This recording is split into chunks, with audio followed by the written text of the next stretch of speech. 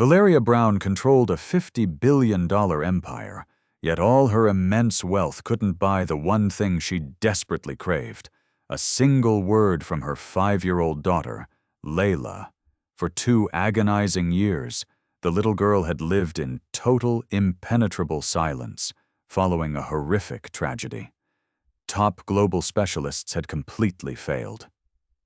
But on a mundane Tuesday at a rundown public playground, a humble single dad did the impossible in mere minutes. When Layla finally opened her mouth, the words she spoke made Valeria's blood run completely cold. The boardroom of Brown Enterprises was a theater of power, perched 90 floors above the sprawling grid of Chicago. Inside this glass-walled sanctuary, fortunes were forged and destroyed with the casual flick of a customized fountain pen. At the head of the massive mahogany table sat Valeria Brown, a 32-year-old billionaire who commanded the room with a chilling, detached precision. Dressed in a tailored charcoal blazer that cost more than most people earned in a year, Valeria possessed a sharp, striking beauty that was entirely eclipsed by the intimidating frost in her dark eyes. "The acquisition of the Rothman properties is non-negotiable," Valeria stated, her voice smooth but laced with absolute authority. She didn't look at the trembling vice president across from her. Instead, her gaze was fixed on the digital clock glowing on the far wall. It read 3:14 p.m. "I want the contracts finalized by tomorrow morning, or I will find a legal team who can keep up with my schedule. Meeting adjourned." As the executives hastily gathered their briefcases and scurried out of the room, Valeria let out a long, ragged exhale. The mask of the ruthless CEO slipped, revealing the exhausted, hollow-eyed mother beneath. She rubbed her temples, trying to stave off the migraine that had been brewing since dawn. To the world, Valeria Brown had everything. She was the sole heir and operator of a real estate and tech conglomerate, graced with magazine covers and a sprawling estate in the most exclusive zip code in Illinois. But Valeria's reality was a gilded cage, and its bars were forged from silence. 2 years ago, a catastrophic car accident on a rain-slicked highway had torn her world apart. Her husband, Jonathan, had been killed instantly when a semi-truck lost control and broadsided their SUV. Valeria had been at a conference in London. The only other passenger in the vehicle was their daughter, Layla, who was just 3 years old at the time. Miraculously, Layla had survived the mangled wreckage with barely a scratch, but the trauma had taken a far more insidious toll. Since the moment the paramedics pulled her from the shattered glass, Layla had not uttered a single sound. No crying, no laughing, no words. Valeria swept out of the boardroom and descended to the private parking garage, where her driver, Thomas, was waiting with the door of the Bentley open. "Home, Thomas," Valeria murmured, sinking into the plush leather seats. "Right away, Mrs. Brown," Thomas replied gently. He had been with the family for a decade and knew the heavy sorrow that hung over the young widow. The drive to the Brown estate took 40 minutes, winding through heavy city traffic before giving way to the manicured, tree-lined avenues of the suburbs. The estate itself was a sprawling modern fortress of stone and glass, surrounded by high security walls. As Valeria walked through the massive double doors, the sheer quiet of the house hit her like a physical blow. There was no patter of running feet, no childish giggling echoing down the vast hallways. She found Layla in the sunroom, sitting on a Persian rug. The 5-year-old was surrounded by a mountain of expensive imported toys, mechanical trains, intricate dollhouses, and educational tablets that cost a small fortune. Yet Layla was ignoring all of them.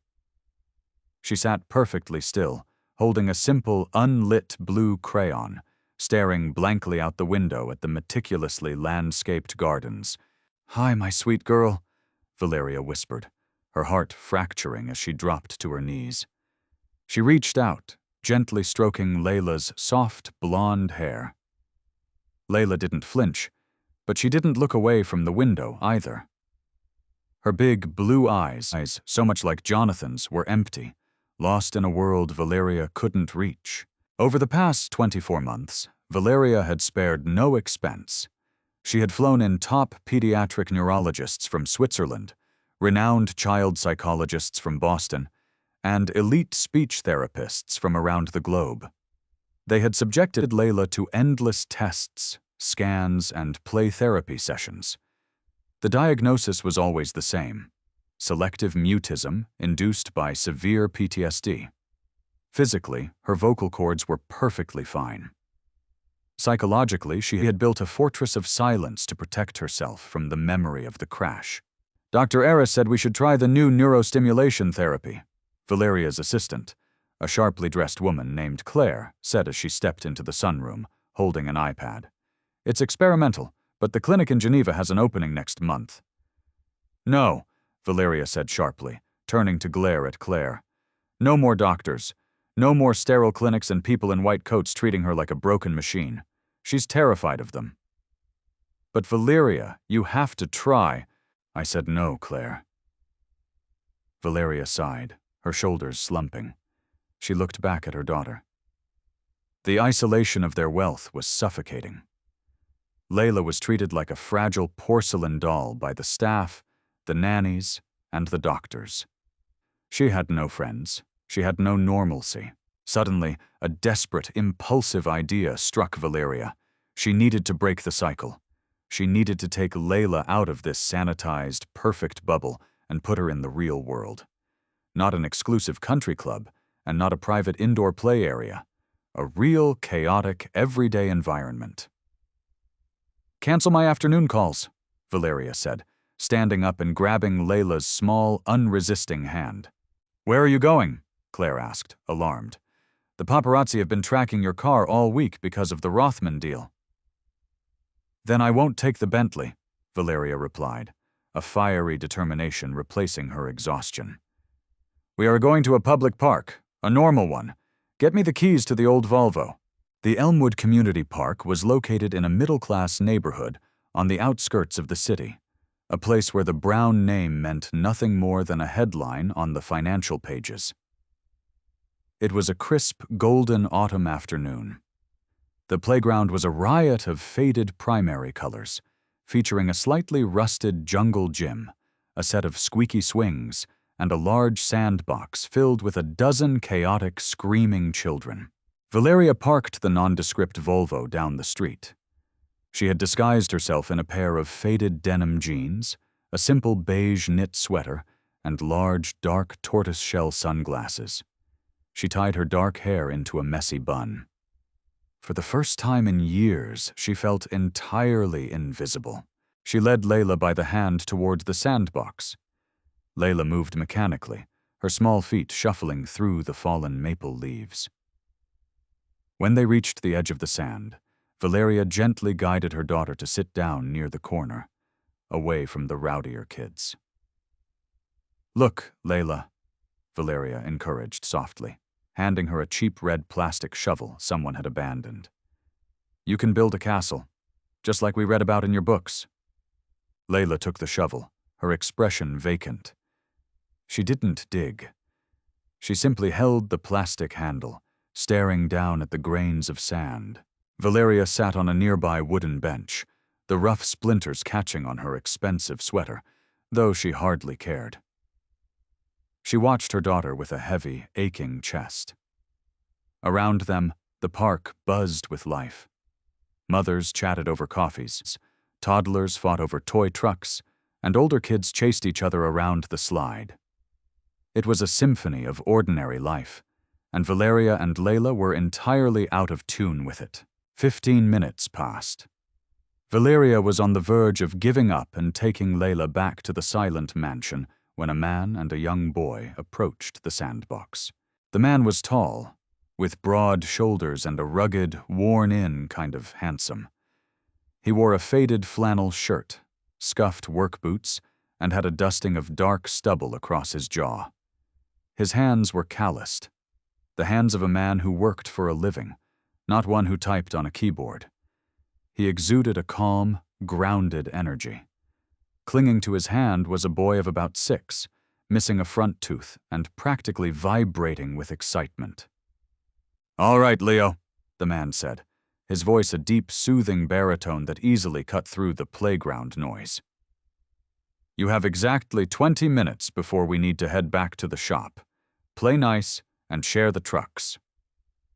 "I will, Dad," Leo shouted, immediately diving into the center of the sandbox, sending a small cloud of dust into the air. The man, Adnan, dusted off his jeans and sat down on the bench directly opposite Valeria. He didn't stare, but he offered a brief, polite nod of acknowledgement before pulling a small block of wood and a pocket knife from his jacket.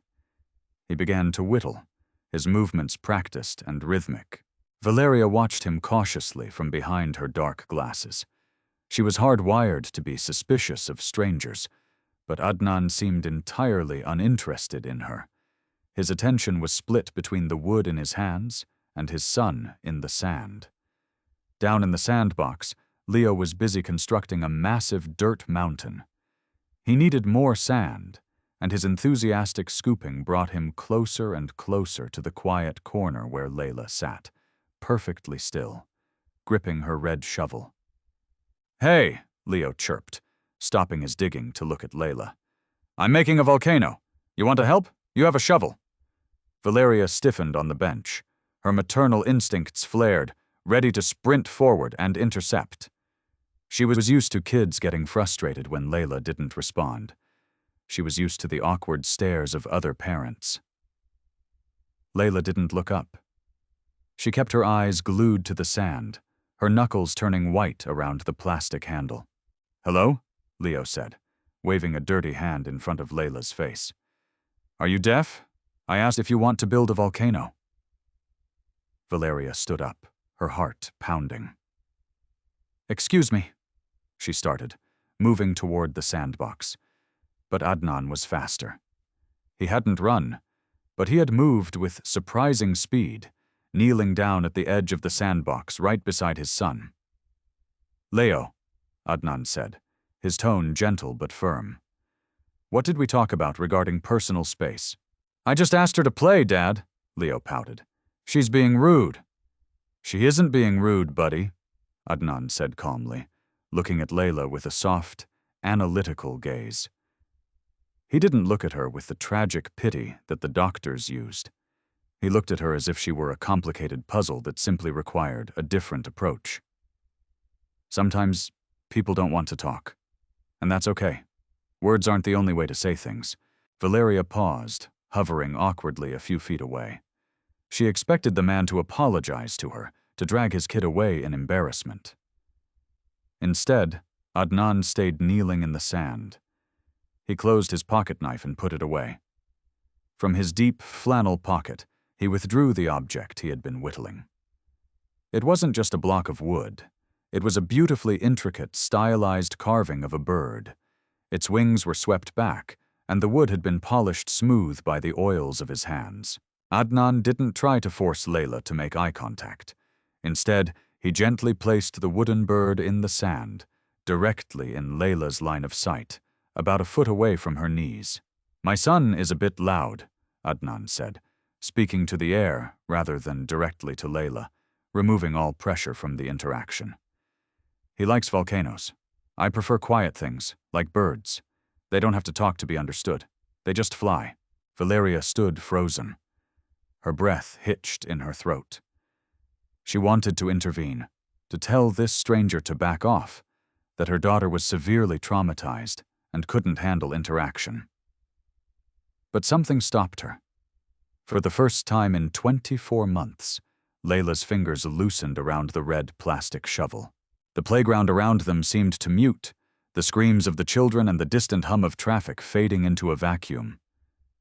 Valeria watched, entirely paralyzed, as her daughter slowly lifted her head. Layla's wide blue eyes locked onto the small wooden carving resting in the sand. Adnan remained perfectly still. He didn't lean in. He didn't offer a wide, encouraging smile like the desperate therapists did. He simply sat back on his heels, radiating a quiet, unwavering patience. He recognized the fragility of this moment. "That's a blue jay," Adnan said softly, his voice barely above a whisper, yet carrying clearly to Layla. "They're brave little birds. Even when the storms come, they hold on tight to the branches." Layla dropped the red plastic shovel. It hit the sand with a soft thud. Slowly, with a trembling hand, and the 5-year-old reached out. Valeria's heart hammered against her ribs like a trapped bird. "Please don't push her," Valeria thought desperately, staring at Adnan. "Please, just let her touch it." Layla's small fingers brushed the smooth, carved wood of the blue jay's wing. She traced the delicate lines where Adnan's knife had detailed the feathers. A strange, heavy tension hung in the autumn air, thick and electric. Adnan watched her small fingers trace the wood. "I made that a long time ago," he murmured casually, maintaining his unthreatening posture. "Sometimes, when things get broken, you have to carve out something new from what's left behind." Layla stopped tracing the wing. She picked up the wooden bird, cradling it in both of her tiny hands. She brought it closer to her chest, her eyes wide as she studied the intricate craftsmanship. Then, slowly, she turned her head. For the first time since they had arrived at the park, Layla looked directly into someone's eyes. She bypassed the sand, bypassed the toys, and stared straight into Adnan's warm, brown eyes. Valeria took a step forward, unable to contain the overwhelming flood of protective anxiety. "Sir, please! She doesn't!" But Adnan held up a single, commanding finger, locking eyes with Valeria for a fraction of a second.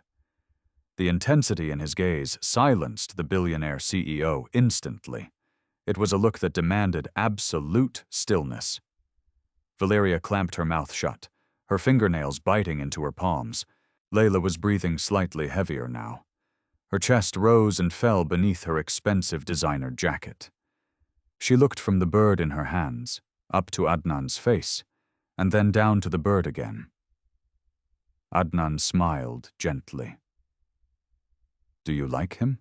he asked softly. Layla's mouth opened. Valeria stopped breathing. The world tilted on its axis. Layla's lips parted, trembling slightly. She hadn't used her vocal cords in 2 years. She swallowed hard, her small throat working. Adnan didn't rush her. He didn't gasp. He just waited, offering a safe harbor in the chaotic sea of her trauma. A tiny, raspy sound escaped Layla's lips. It was barely more than a breath of air, rusty from years of disuse. "Da," she whispered. Valeria clamped a hand over her own mouth to stifle a sob. Tears violently sprang to her eyes, blurring the playground around her. "She's speaking. Oh my God, she's speaking." But Layla wasn't finished. She took another breath, her grip tightening on the wooden bird. She looked Adnan dead in the eyes, her gaze suddenly piercing and older than her 5 years. The fog of her trauma seemed to part for one blinding second. "Daddy's bird," Layla said. Her voice was raspy, small, and fragile, but the words were unmistakable. Daddy's bird. Valeria froze. The blood drained entirely from her face, leaving her pale and trembling. The tears in her eyes instantly turned to ice. She stared at the wooden carving in her daughter's hands, a sudden, horrifying realization crashing down upon her like a tidal wave. She took a step closer, pushing her sunglasses up into her hair, her eyes wide with shock and terror. She looked at the bird. The swept-back wings, the specific, unique notch on the tail feather. It wasn't just a wooden bird. Jonathan, her late husband, had owned a wooden blue jay exactly like that. It had been his lucky charm, carved by a mysterious friend years before Valeria had ever met him. Jonathan had kept it glued to the dashboard of his SUV. The day of the fatal crash, the dashboard had been crushed into oblivion. The police report stated that the wooden bird had been destroyed in the fire, reduced to ashes. It was never recovered from the wreckage. Yet here it was, sitting in her daughter's hands, untouched by fire, perfectly intact. Valeria's gaze snapped from the wooden blue jay to the rugged, flannel-wearing stranger kneeling in the sand. Adnan's gentle expression had vanished. He was looking up at Valeria, his eyes dark, calculating and filled with a sorrowful recognition. He knew exactly who she was. "Who are you?" Valeria demanded, her voice shaking violently, the authority of the CEO completely stripped away by the sheer terror of the mother. "Where did you get that? How do you have his bird?" Adnan slowly stood up, brushing the sand from his jeans. He looked down at Layla, who was clutching the bird tightly to her chest, a faint, tiny smile on her lips for the first time in years. Then Adnan looked back at Valeria, the playground noise rushing back in around them. "I didn't just find it, Valeria," Adnan said quietly, using her first name, sending a fresh jolt of adrenaline through her veins. He stepped closer, lowering his voice so only she could hear. "I took it from the car, before the paramedics arrived." Valeria stumbled backward, her mind reeling, plunging into a terrifying abyss of questions. The autumn wind suddenly felt like ice against Valeria's skin. The vibrant colors of the playground blurred into a sickening, spinning vortex. Her chest tightened, the air trapping itself in her lungs as the rugged stranger's words echoed in her mind. "I took it from the car, before the paramedics arrived." "Get away from us!" Valeria hissed, her voice trembling but laced with the ferocious, protective instinct of a mother cornered. She snatched Layla's hand, pulling the little girl behind her legs. Layla, however, didn't cower. She remained perfectly still, her small fingers gripping the wooden blue jay so tightly her knuckles were white. "Valeria, please breathe," Adnan said, taking a deliberate step backward to give her space. He raised his calloused hands, palms open and empty, a universal gesture of surrender. "If I wanted to harm you, I wouldn't have brought my 6-year-old son to a public park in broad daylight. Look at me. I am not your enemy." "You were at the crash," Valeria said, her voice rising in panic. She fumbled in her pockets for her phone, her thumb hovering over the emergency dial button that would summon her private security team. "The police report said the car caught fire instantly. It said there were no witnesses. How could you possibly be there before the paramedics? Who are you working for?" Adnan let out a heavy, ragged sigh. The calm, composed facade he wore began to crack, revealing a profound, weary sorrow beneath. "I'm not working for anyone, Valeria. I work at a custom cabinetry shop on 4th Street. But before that, long before you ever met him, I worked with Jonathan." Valeria froze, her thumb slipping from her phone screen. "Jonathan was an investment banker. He went to Wharton. He didn't build cabinets." "No, he didn't," Adnan agreed quietly, glancing over to ensure his son, Leo, was still safely distracted by his dirt volcano. "But before Wharton, before he inherited his father's trust fund, Jonathan did a tour in the 75th Ranger Regiment. He was a forward observer. I was his squad leader in Kandahar." Valeria's mind raced, desperately trying to align this gritty, flannel-wearing man with her polished, designer suit-wearing late husband. Jonathan rarely spoke of his military service. He had always dismissed it as a reckless phase of his youth. But she knew it was true. She had seen the faded photographs hidden in a lockbox in his study. "I carved that blue jay for him during a 3-week deployment in the mountains," Adnan continued, his voice dropping to a gravelly whisper. "He was terrified of the mortar strikes. I told him blue jays grip the branches hardest when the wind blows the strongest. It became his lucky charm." "Why didn't he ever mention you?" Valeria demanded, her suspicion still burning bright, though a seed of doubt had been planted. "Because when we got back stateside, our paths diverged," Adnan said, a sad smile touching his lips. He became the prince of Chicago's real estate empire, and I struggled to adjust to civilian life. We lost touch, until 3 weeks before the crash. Valeria felt a cold drop of sweat slide down her spine. What do you mean 3 weeks before the crash? He contacted you? He called me at 2 in the morning, Adnan said, stepping slightly closer, his eyes scanning the perimeter of the park with a sudden, practiced vigilance. He was paranoid. He said someone inside Brown Enterprises was cooking the books, tying the company to offshore syndicates. He said he was being followed. I thought he was just stressed, maybe struggling with old ghosts. But that night, the night of the storm, he called me again. He was frantic. He told me he was driving on Highway 9 and a truck was aggressively tailing him. Valeria felt her knees buckle slightly. She reached out, steadying herself against the rough wood of the park bench. The official narrative, the tragic but simple story of a truck driver hydroplaning on slick asphalt, was crumbling to dust before her very eyes. I was only 3 miles away when he called. I sped toward his location. Adnan's voice broke slightly, the painful memory bleeding through his stoic demeanor. I arrived less than a minute after the impact. The truck was already gone. It didn't lose control, Valeria. It ran him off the road and kept driving. It was a hit. No, Valeria gasped, pressing a hand to her mouth. I scrambled down the embankment. Adnan continued relentlessly, needing her to understand the terrifying truth. The SUV was crushed. I broke the back window and pulled Layla out first. She was crying then. I set her under a tree, safe from the leaking fuel, and went back for John. But he was pinned beneath the steering column. Adnan paused, swallowing hard. He looked down at Layla, who was watching him with wide, understanding eyes. He was fading fast, Adnan whispered. He knew he wasn't going to make it out. He reached up, grabbed that wooden bird from the shattered dashboard, and shoved it into my hand. His last words weren't about the crash.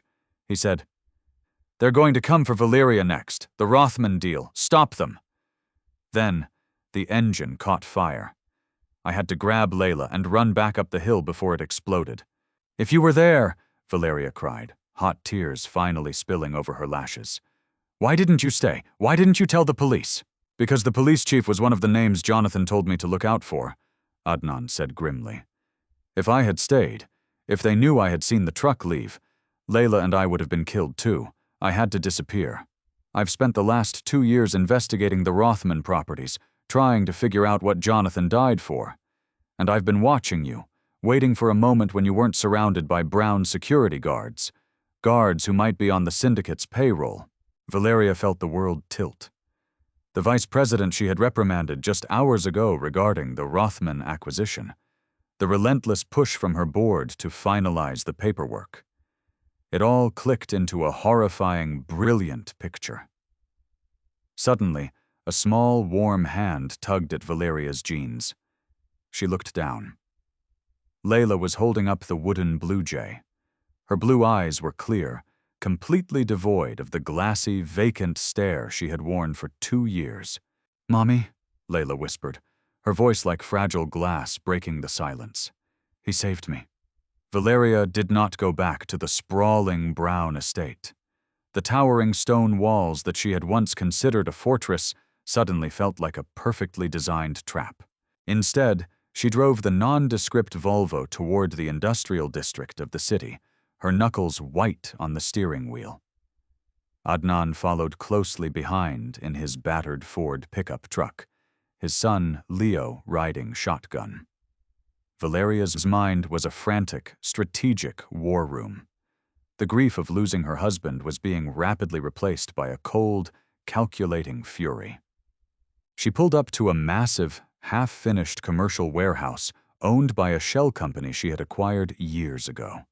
It was off the books, completely unlisted in the main Brown Enterprises portfolio. The concrete walls were bare, the air smelling of fresh cement and dust. But it was secure. Once inside the cavernous space, the stark contrast of their situation became wildly apparent. Valeria, the billionaire CEO, sat on a stack of wooden pallets in a dusty warehouse, across from a cabinet maker in a flannel shirt. Nearby, Leo had found a pile of leftover PVC pipes and was showing Layla how to roll them across the floor. Valeria watched her daughter. Layla wasn't speaking in full sentences. She was still largely silent.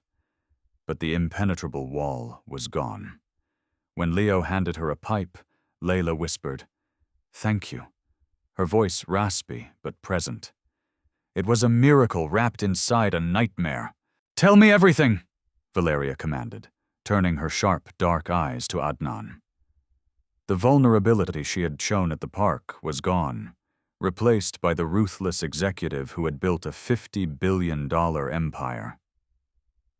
"What is the Rothman deal really about?"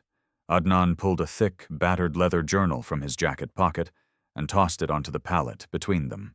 "I'm not a forensic accountant," Adnan began, leaning forward, resting his elbows on his knees. "But I know how to track supply chains, a skill I learned tracking insurgent supply lines overseas. Jonathan suspected that Brown Enterprises was bleeding cash. He started digging into the subsidiary companies, specifically the construction firms your board uses to build your tech campuses." Valeria frowned, her brilliant mind already running the numbers. "We outsource to 5 major firms. They are all heavily vetted." "Vetted by who?" Adnan challenged. "By the same board members pushing you to acquire the Rothman properties?" Valeria went completely still. "Go on." "The Rothman properties aren't just empty lots," Adnan explained, tapping the leather journal. "They are strategically located over the city's old, decommissioned subway tunnels, tunnels that connect directly to the international shipping ports. If Brown Enterprises acquires that land, it falls under your corporate umbrella. It becomes private, highly secure property. Meaning law enforcement needs a federal warrant and a mountain of evidence to even look at it," Valeria realized, her blood running cold. "They want to use my land. To move what?" "Weapons, narcotics, untraceable cash," Adnan said bluntly. "A syndicate known as the Ironwood Cartel has been quietly buying up city officials and corporate executives for the last decade. Jonathan found out that your chief financial officer and 2 of your executive vice presidents are on their payroll. They used Jonathan's signature to authorize the initial surveys. When Jonathan realized what they were doing, he threatened to go to the FBI. That's why they ran him off the road." Valeria stood up, pacing the dusty concrete floor. Her heels clicked loudly, echoing in the empty warehouse. The betrayal was staggering. The executives who had smiled at her, who had sent expensive floral arrangements to Jonathan's funeral, had orchestrated his murder. And for the past 2 years, they had been carefully maneuvering her into completing the very deal Jonathan had died trying to stop. "Today in the boardroom," Valeria muttered, piecing the timeline together, "I demanded the Rothman contracts be finalized by tomorrow morning. I gave them exactly what they wanted." "Which is why we are out of time," Adnan said, standing up to meet her gaze. "The moment you sign those papers, the syndicate has their infrastructure. And once they have it, you become a liability, just like Jonathan." "They won't kill me," Valeria said, her eyes flashing with a sudden, terrifying confidence. "They need the Brown name to legitimize the operation. But they don't know that I know." Adnan looked at her, studying the dangerous edge that had suddenly appeared in the billionaire's posture. "What are you thinking, Valeria?" "I'm thinking that I am the CEO of this company, and nobody uses my empire to run illicit cargo," she said, her voice dropping to a deadly, even register. She walked over to the pallets and picked up Adnan's leather journal, flipping through the meticulously gathered evidence. Photographs of illicit meetings, copied bank transfers, shipping manifests. "Is this enough to indict them?" Valeria asked, holding up the book. "It's enough to get the FBI to tear Brown Enterprises apart," Adnan confirmed. "But if you hand that over, your company's stock will plummet. You'll lose billions in the fallout. The scandal will take years to untangle." Valeria looked across the warehouse. Layla was laughing. It was a small, breathy sound, but it was a laugh. She was smiling as Leo dramatically crashed 2 PVC pipes together. For 2 years, Valeria had thrown millions of dollars at doctors, trying to buy back her daughter's soul. She would gladly burn her entire empire to the ground to keep her safe. "Money is just numbers on a screen, Adnan," Valeria said coldly. "They took my husband. They stole 2 years of my daughter's life. I am going to annihilate them." She pulled her cell phone from her pocket, finally pressing the screen. She didn't call her corporate security, and she didn't call her executive board. She dialed a number she hadn't used since her days as a ruthless corporate raider in her 20s. "Who are you calling?" Adnan asked, narrowing his eyes. "A friend," Valeria replied, the phone pressed to her ear. "The director of the FBI's Financial Crimes Division in Washington. We went to Yale together." The line connected, and a gruff voice answered. "Richard," Valeria said smoothly, the chilling, detached precision of the CEO fully returning. "It's Valeria Brown. Cancel your morning meetings tomorrow. I'm handing you the biggest corporate syndicate bust of your career on a silver platter. But I need a tactical raid team at the Brown Tower boardroom by 9 a.m. sharp." The sprawling, unfinished warehouse served as their makeshift command center for the remainder of the night. Under the harsh glare of a single industrial halogen lamp, Valeria Brown transformed back into the ruthless tactician who had doubled her family's fortune. She spent hours on a secured, encrypted line with Richard, her contact at the FBI, meticulously planning the morning's operation. Every piece of evidence Adnan had painstakingly gathered over 2 years was digitized and transmitted to Washington. Adnan watched her work from the shadows, carving a small wooden boat for Leo to keep his hands busy. He was struck by the sheer, unyielding force of the woman Jonathan had married. She wasn't just a grieving widow. She was a force of nature, weaponizing her intellect and her empire to avenge the man they both loved. In the corner, nestled on a pile of thick, moving blankets Adnan had retrieved from his truck, Layla and Leo were fast asleep. Layla's small hand was tightly clutching the wooden blue jay. For the first time in 24 months, Valeria looked at her daughter and didn't see a fragile, broken shell. She saw a survivor. "The raid is set for exactly 9 o'clock, Valeria said, closing her laptop with a definitive snap. The digital clock on the screen read 4:30 a.m. "Richard is sending a covert tactical unit. They will infiltrate the building through the underground freight elevators at 8:45 to bypass my corporate security, who we have to assume are compromised." Adnan set down his knife and the wooden block. He walked over to the makeshift desk, his boots quiet on the concrete. "Donovan, your chief financial officer, is the linchpin. He's the one who signed the original surveys for the Ironwood cartel. He's dangerous, Valeria. He's a suit, but he's backed by people who sever heads for a living." "I know exactly who William Donovan is," Valeria replied, her voice dropping to a frigid whisper. "I hired him, and tomorrow morning I am going to destroy him, but I have to be in that room. If I don't show up, or if I delay the meeting, Donovan will spook. He'll shred the physical documents, wipe the local servers, and vanish on a private jet before the FBI even crosses the city limits. I have to play the part of the oblivious, eager CEO right up until the handcuffs click. It's too risky," Adnan argued, his jaw tightening. "If Donovan catches even a hint that you know the truth about the Rothmen deal, he won't hesitate to eliminate you right there in the tower." "I am the bait, Adnan," Valeria said, standing up and meeting his gaze without flinching. "It's the only way to catch all of them in one room, but I need a favor." Adnan didn't hesitate. "Name it." "I can't leave Layla and Leo here alone, and I trust absolutely no one else in this city," Valeria said, her eyes softening just a fraction. "I need you to take them to a safe house. Richard has arranged a secure FBI safe house in the northern suburbs. An armored SUV will be here in 20 minutes to pick you 3 up." Adnan looked at the sleeping children, then back at Valeria. The protective instinct that had driven him for 2 years warred with the immediate necessity of keeping the kids safe. He nodded slowly. "I'll keep them safe. But you need someone watching your back inside that building, Valeria. Your driver, Thomas, the security team, you can't trust them." "I'm going in alone," Valeria stated, grabbing her tailored charcoal blazer from the back of a folding chair. She slipped it on, the expensive fabric serving as her armor. I am going to walk into my building, sit at my table and smile at the men who murdered my husband. And then I am going to watch them burn.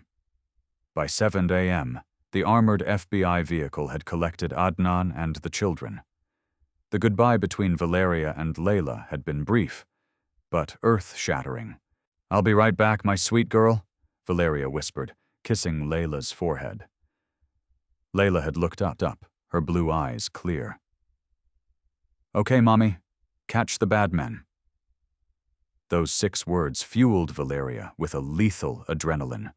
She drove the old Volvo into the heart of the Chicago financial district, leaving it in a public parking garage 2 blocks from Brown Tower. She walked the rest of the way, her posture impeccable, her expression an impenetrable mask of absolute authority. When she pushed through the revolving glass doors of Brown Tower, the lobby buzzed with the usual morning chaos. Security guards nodded respectfully. Junior executives scrambled out of her way. It was a perfectly choreographed dance of corporate power, completely ignorant of the rot festering at its core. Valeria stepped into her private express elevator. She inserted her keycard and pressed the button for the 90th floor. As the cab rocketed upward, her stomach tightened. She was walking into a cage with the men who had orchestrated Jonathan's death. She took a deep breath, smoothing the lapels of her blazer. The elevator doors chimed and slid open.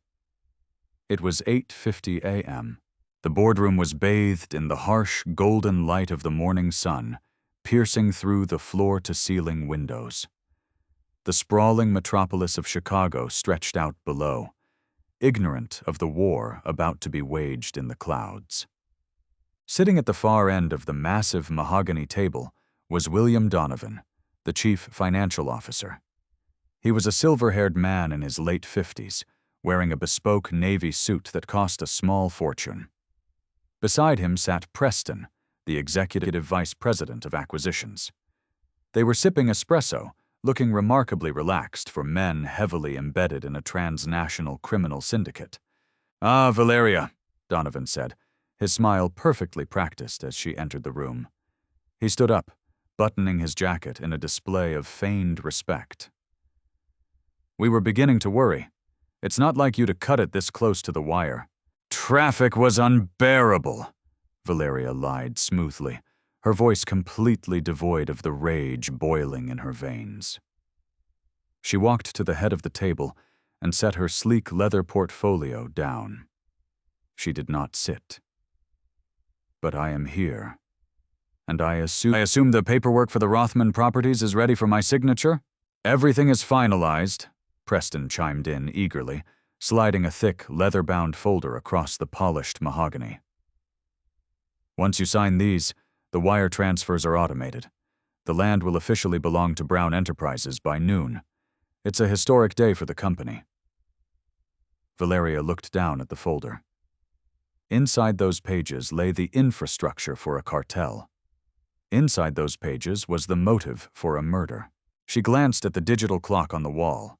8:55 a.m., 5 minutes until the FBI breached the floor. She needed to stall.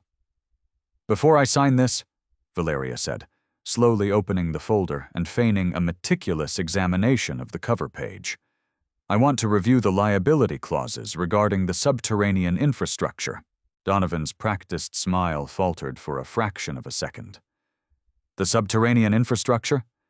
Valeria, we went over this last week. Those are just decommissioned subway lines. They hold zero commercial value. Our legal team has completely insulated us from any structural liabilities." "Yes, but you see, William," Valeria continued, tracing the gold-embossed lettering of the contract with a manicured finger. "I was reading an interesting report last night about how decommissioned tunnels can be incredibly valuable if, say, one wanted to bypass customs at the shipping ports." The temperature in the room plummeted instantly. The casual corporate atmosphere vanished, replaced by a suffocating, lethal tension. Preston swallowed hard, looking nervously at Donovan. Donovan slowly set his espresso cup down on the saucer. The clink of the porcelain echoed loudly in the cavernous room. He stared at Valeria, the grandfatherly warmth melting away to reveal the cold, calculating operative beneath. "I'm not sure what you're implying, Valeria," Donovan said, his voice dropping an octave, losing all its corporate polish. "I'm not implying anything, William. I am stating a fact," Valeria said, raising her chin, her dark eyes locking onto his. 8:57 a.m. "I know about the Ironwood cartel. I know about the offshore accounts you've been using to bleed this company dry, and I know what you did to Jonathan." Preston jumped up from his chair, his face entirely pale. "Donovan, she knows.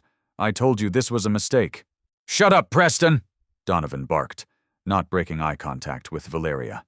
He reached into his tailored jacket and pulled out a small, suppressed silver handgun, leveling it directly at Valeria's chest. Valeria's heart hammered against her ribs, but she stood her ground, her face a mask of stone. She had anticipated panic, but seeing the weapon made the danger brutally real. "You always were too smart for your own good, Valeria," Donovan sneered, stepping away from the table and moving toward her. "Jonathan found out, and he had to be dealt with. The syndicate doesn't tolerate interference. You should have just stayed the grieving widow and signed the damn papers. Now we have a messy situation." "If you shoot me, you'll never get out of this building," Valeria said evenly. 8:58 a.m. "The board will lock down the tower." "The security chief works for me," Donovan countered, a cruel smirk twisting his lips. "He'll report that a disgruntled former employee bypassed security and assassinated you before he could intervene. It's a tragic narrative, but the market will recover. Now you are going to sign the authorization, and then we are going to take a walk to the roof." "I'm not signing anything," Valeria said, crossing her arms. Donovan cocked the weapon, the metallic click deafening in the quiet room. "Sign the paper, Valeria, or I won't just kill you. I know exactly where your mute little girl is right now." A surge of blind, feral rage ripped through Valeria. But before she could react, before she could throw herself at him, a deafening explosion shattered the heavy oak doors of the boardroom. Splinters of wood and chunks of drywall erupted into the room as a heavily armed FBI tactical team breached the entrance. Smoke grenades deployed, filling the space with a blinding, acrid white fog. "FBI, drop the weapon!" a voice boomed over a megaphone. Preston immediately dropped to his knees, screaming in terror and putting his hands behind his head. But Donovan was a cornered animal. Realizing his empire was collapsing, he lunged toward Valeria, intending to use her as a human shield. He grabbed her arm, yanking her violently toward him, raising the suppressed pistol to her temple. Suddenly, the massive glass pane of the interior office window behind them shattered inward. A figure swung through the cascading shards of glass from the maintenance scaffolding outside. It was Adnan. He hadn't gone to the safe house. He had handed the kids over to the federal agents and immediately commandeered a window washer's rig, refusing to let the woman who was finishing Jonathan's fight stand alone. Adnan tackled Donovan with the sheer brute force of a military ranger. The two men crashed to the mahogany table, sending espresso cups and the multi-billion-dollar cartel contracts flying into the air. The gun fired wildly, the suppressed shot burying itself harmlessly into the ceiling. Adnan pinned Donovan's gun hand to the polished wood, bringing his other fist down in a devastating, bone-crunching arc against the CFO's jaw. Donovan went completely limp, his eyes rolling back in his head. The FBI tactical team swarmed the room, securing the unconscious Donovan and a weeping Preston. Valeria leaned heavily against the glass wall, her breath coming in ragged gasps, her pulse pounding in her ears. She looked at the blood pooling from a small cut on Adnan's cheek, where the glass had grazed him. Adnan slowly stood up from the ruined table, breathing heavily. He looked at Valeria, the rugged cabinet maker standing amidst the ruins of a billionaire's empire. "I told you," Adnan panted, a fierce, protective fire in his eyes. "I wouldn't let them take his family." Valeria let out a shaky breath, a genuine, unburdened smile finally breaking across her face for the first time in 2 years. "Thank you," she whispered, as the sirens began to wail in the streets below. The gilded cage was finally broken, and the ghosts of the past could finally rest. The acrid smell of deployed smoke grenades and pulverized drywall hung heavy in the 90th floor boardroom. As the FBI tactical team aggressively secured William Donovan and his weeping subordinate, Preston, the sheer magnitude of what had just transpired began to settle over the room. The golden morning light, once a symbol of Brown Enterprises' untouchable power, now illuminated the shattered glass, overturned mahogany, and the scattered, blood-stained pages of the Ironwood cartel contracts. Valeria stood by the broken window, the icy wind of the Chicago skyline whipping through her dark hair. She watched as Donovan, his jaw swollen and purple from Adnan's devastating strike, was hauled to his feet and shoved toward the ruined doorway. The former CFO glared at her, a venomous, cornered look in his eyes, but he said nothing. He didn't have to. The empire he had tried to steal was already burning. A tall man in a tailored trench coat stepped through the wreckage, his badge flashing on his lapel. Richard, the director of the FBI's Financial Crimes Division, looked around the devastated room and let out a low whistle. "I told you I needed a tactical team, Richard," Valeria said, her voice remarkably steady despite the residual adrenaline coursing through her veins. "You didn't mention your new chief of security was going to swing through a window like a damn superhero, Valeria," Richard replied, glancing at Adnan. Adnan was leaning against the far wall, breathing heavily, pressing a handkerchief to the bleeding cut on his cheek. He looked completely out of place in his dusty flannel and work boots amidst the ruins of a billion-dollar corporate sanctum. Yet he was the most formidable presence in the room. "He's not my chief of security," Valeria said, her gaze softening as she looked at Adnan. "He's the man who kept my family alive, twice."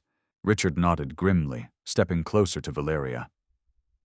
"We have digital copies of everything your friend Adnan sent over. The warrants are being executed as we speak. We're raiding the construction firms, the offshore accounts, and the local politicians Donovan had in his pocket.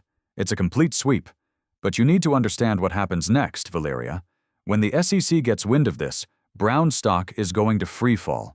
The board will panic. The media will tear you apart." "Let them," Valeria said coldly, turning away from the window. The ruthless, untouchable CEO was gone, replaced by a woman who had finally discovered what was actually worth fighting for. "I want full transparency. Give the press everything. I am tearing this empire down to the studs, Richard. Every executive, every contractor, every single dollar that has been tainted by the Ironwood cartel will be purged. If it costs me half my net worth to exorcise my husband's murderers from this building, I will gladly write the check." An hour later, Valeria and Adnan were escorted out of the building through the underground freight elevators, avoiding the swarm of news vans and reporters already gathering in the main plaza. They climbed into the back of an armored black SUV, the heavy doors sealing them in a quiet, secure bubble. As the vehicle navigated the chaotic city streets, heading north toward the secure safe house, the silence between them was thick but no longer tense. It was the silence of two soldiers who had finally survived the war.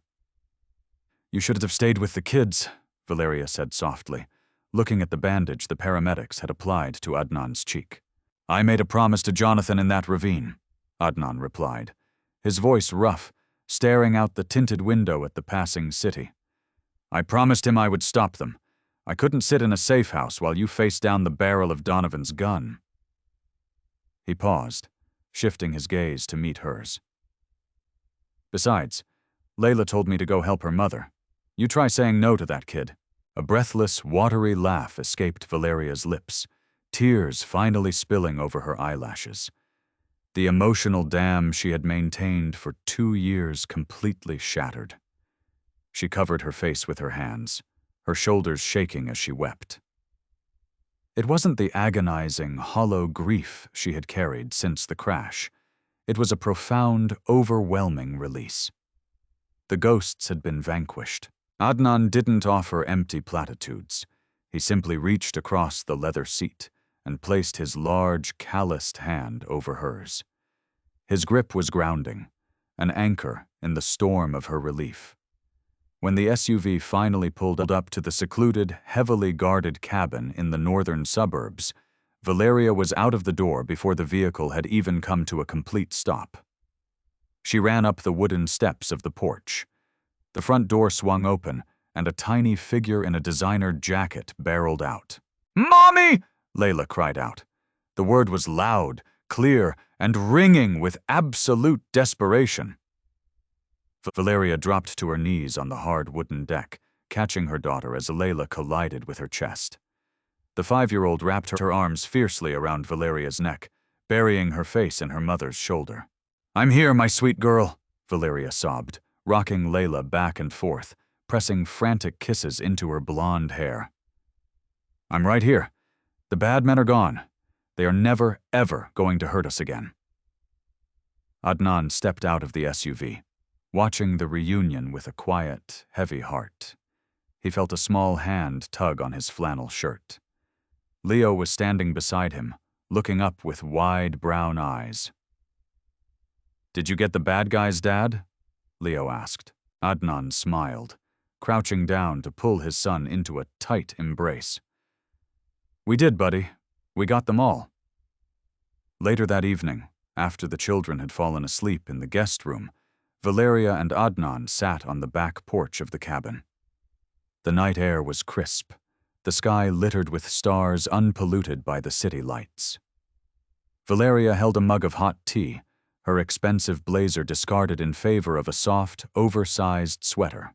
"Jonathan would be proud of you," Adnan said quietly, whittling a small block of pine he had found near the firewood stack.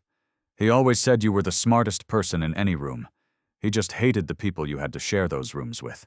"I hated them too," Valeria admitted, staring out into the dark tree line.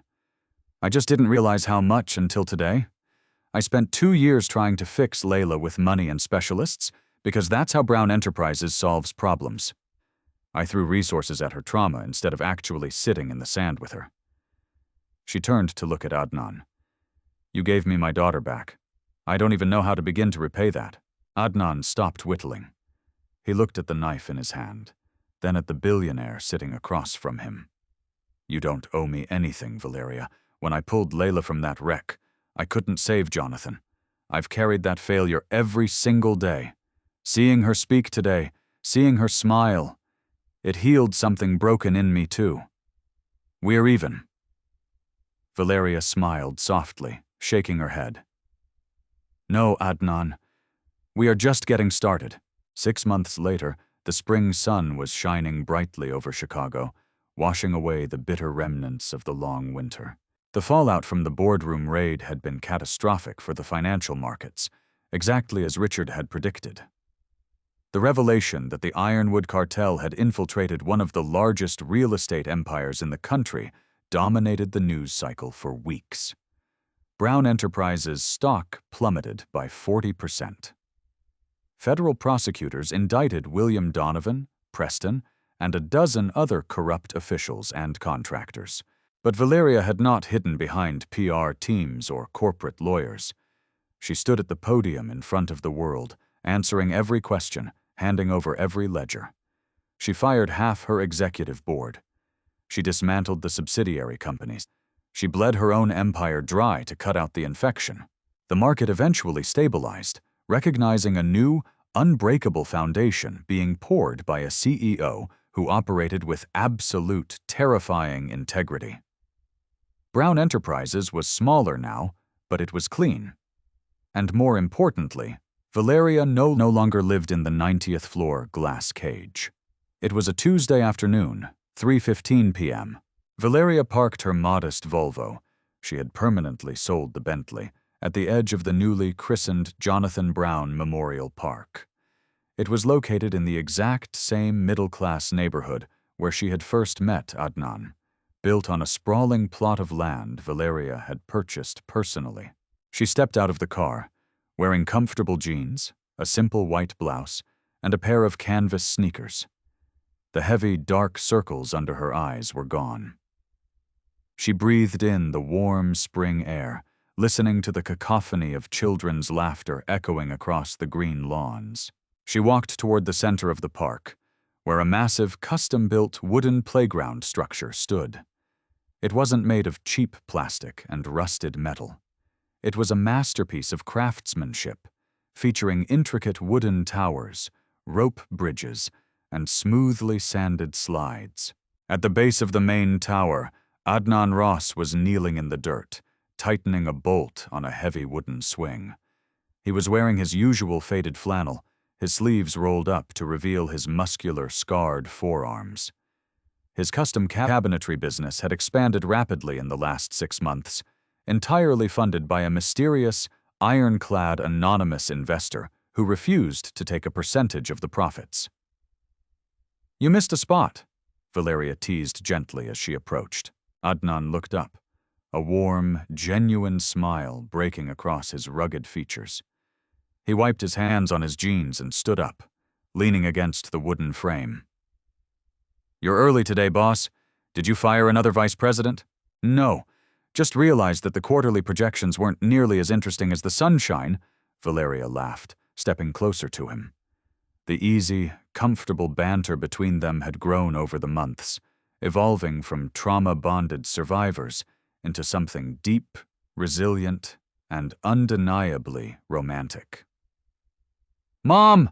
a clear, bright voice shouted from above. Valeria looked up. Standing on the highest platform of the wooden tower was Layla. She was wearing a bright yellow sundress, her blonde hair tied back in messy pigtails. She wasn't holding a crayon, and she wasn't staring blankly into the distance.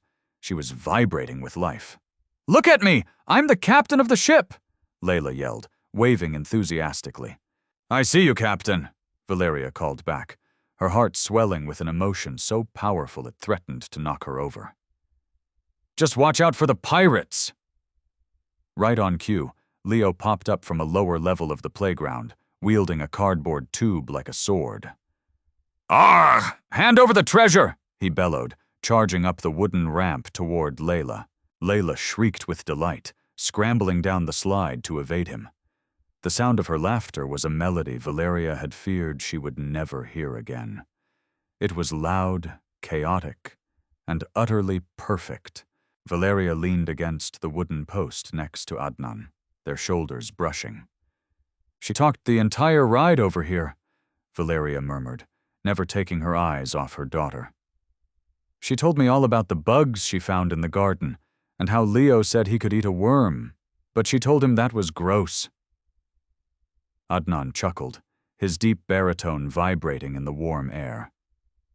"I'll have to have a talk with him about his culinary choices." Valeria turned her head, looking up at Adnan. The scars of the past were still there for both of them, invisible but present. They would always carry the memory of Jonathan and the terror of the storm. But the heavy, suffocating silence had finally been broken. Adnan reached into his pocket and pulled something out. He held out his large, calloused hand and opened his fingers. Resting in his palm was a new wooden carving. It wasn't a blue jay, it was a lioness, sleek and fierce, poised to strike, her wooden muscles tensed with protective fury. The detail was breathtaking, the wood polished to a warm, golden sheen. "I made this for you," Adnan said softly, his brown eyes locking onto hers with a profound, quiet intensity. "For the boardroom. For tearing down the empire to protect the pride." Valeria reached out, picking up the small wooden lioness. Her fingers traced the smooth, carved wood, a mirror image of the day Layla had reached for the blue jay in the sand. She felt a tear prick the corner of her eye, but it was a tear of profound gratitude. She didn't put the carving in her pocket. Instead, she kept it in her left hand, and with her right, she reached out and intertwined her fingers with Adnan's. His hand was rough, worn by hard labor and sacrifice, but it was the safest place she had ever known. Adnan tightened his grip, pulling her slightly closer.